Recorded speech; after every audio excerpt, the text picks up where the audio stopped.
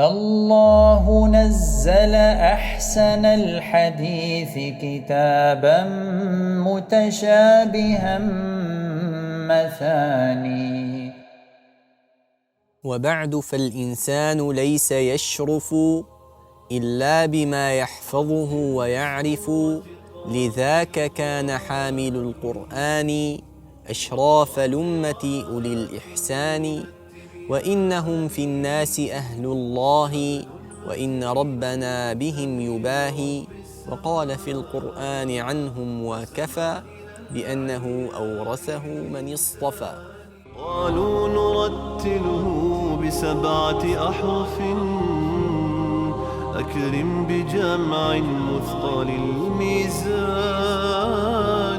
فجلس يقرئ الناس 40 سنة، فقال: والله ما أجلسني مجلسي هذا إلا حديث خيركم من تعلم القرآن وعلمه.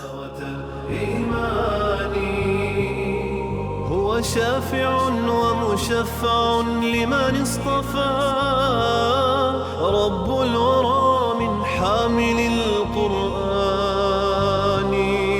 الحافظون الماهرون تعاهدوا آياته متشابها ومثاني.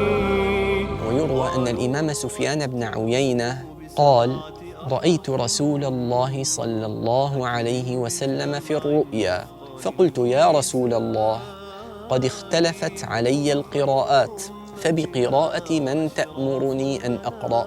فقال: بقراءة فلان، أشار إلى قراءة هذا الإمام رحمه الله تعالى. فقال لها: ما يبكيك؟ انظري إلى تلك الزاوية، قد ختمت فيها 18,000 ختمة. فذهب هذان الرجلان فبحثا في مدينة الكوفة كلها، فلم يجدوا شخصا لم يقرأ على هذا الإمام. وبعد، فالقرآن نور مشرق، حامله مسدد موفق. وجاء عن سيدنا محمد ذي الفضل والفخر الرسول المرشد صلى الله عليه وسلم في فضل حفاظ القرآن المهرة أنهم مع الكرام السفرة، لأنه في صحف مطهرة وهي بأيديهم كما قد ذكره. فالحافظ المتقن قد ساوى الملك، فاستعمل الجد فمن جد ملك. والإحسان تحمي وتبني بالكتاب شبابها، فهو البناء الراسخ الأركان. أعوذ بالله من الشيطان الرجيم.